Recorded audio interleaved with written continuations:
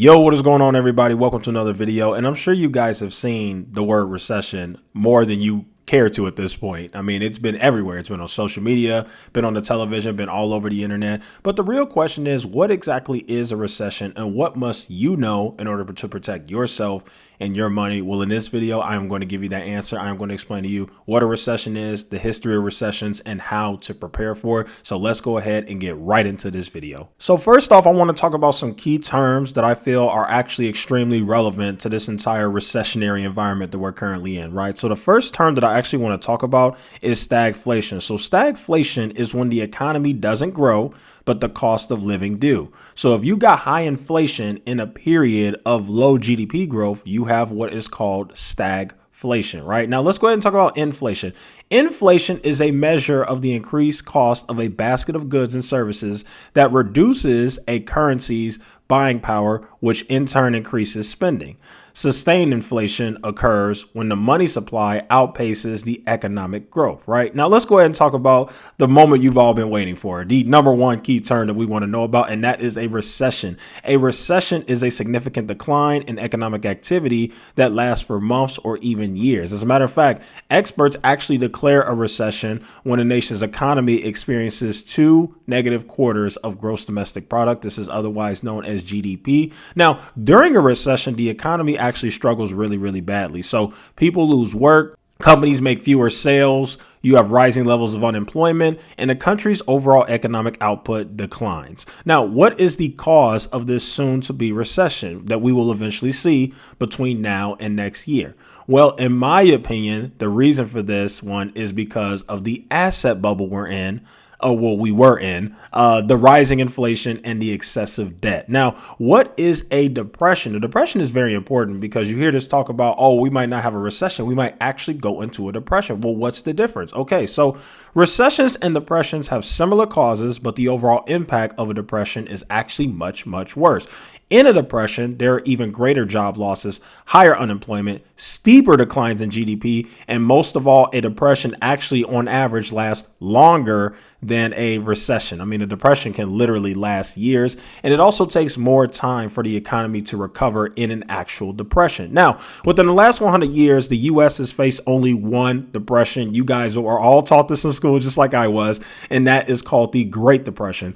This Great Depression actually started in 1929, and it lasted through 1933.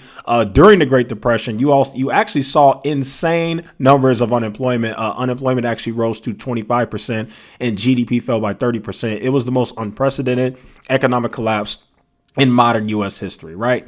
So now let's go over the history of different recessions that we've had, just so we can understand this from a historical perspective, right? So you had what was called the pandemic recession, and that was actually the most recent recession that many of you guys who are my age actually saw. Now, that recession began in February of 2020, and it lasted only 2 months, making it the shortest U.S. recession in history. Now, the reason why it was the shortest recession in history was because the Fed actually stepped in and pretty much saved everybody. Now let's move on to the next Great Recession.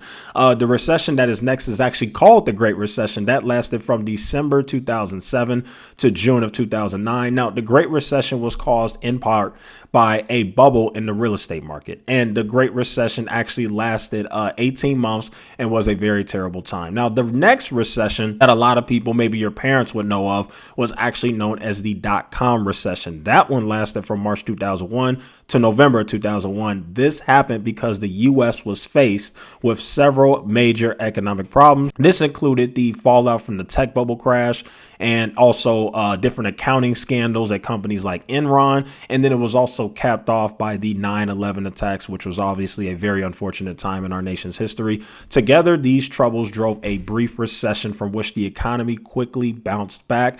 You also had a recession in the 90s. It was called the Gulf War recession. This lasted from 1990 of July to March of 1991. At the start of the 1990s, the U.S. went through a short 8-month recession. This was partially caused by spiking oil prices during the first Gulf War. Now, what are the warning signs of a recession? Well, the first warning sign of a recession is an inverted yield curve. Now, let's talk about what exactly that is. A yield curve is a way to measure bond investors' feelings about risk. It's actually a tool that that helps you understand interest rates and the health of the U.S. economy as a whole.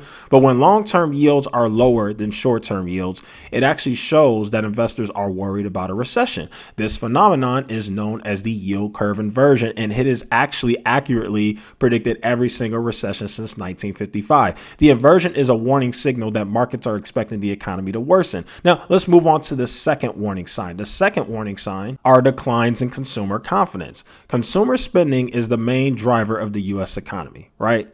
And if a survey shows a sustained drop in consumer confidence, it could be a sign of impending trouble for the economy. When consumer confidence declines, that means people are telling survey takers they don't feel confident about spending money. And if they follow through on those fears, then you have what's called lower spending. And this actually slows down the economy. Now, you guys might actually remember that in my last video, I actually mentioned the consumer sentiment survey that's done by the University of Michigan.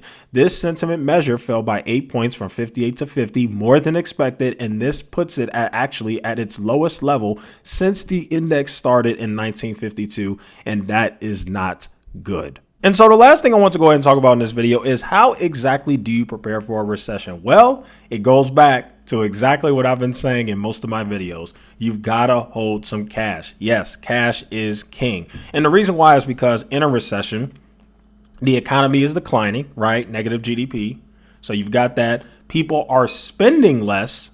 And there's high unemployment. People are not able to find work. So why do you need to hold cash? Well, you're definitely going to want to have an emergency fund and plenty of cash, because in a recession, there is no guarantee that your job is going to keep you. Now, hopefully, we all hope that our jobs are secure, but we have to live in reality sometimes, right? And as much as I'd like to think that my job loves me to death, I have to recognize the fact that if things get tight, my job is going to probably have to make some tough decisions. And there's no guarantee that I am not going to get laid off, right? And that is the way that you have to think when you are preparing for a recession. You are also going to want to make sure that you are living below your means. Recession means hard times. And if we're able to see it coming, which I personally believe we're able to see this one coming, you are going to want to prepare early. So whatever expenses you're doing that's making you live paycheck to paycheck, you are going to have to significantly decrease your expenses or find some type of way to save more money, which actually brings me into the next thing. You are actually going to want to save more of your money. And not only do you want to save more of your money, you are actually going to want to pay off some of the debts that you have that have high interest, because those don't do too well in a recessionary environment either.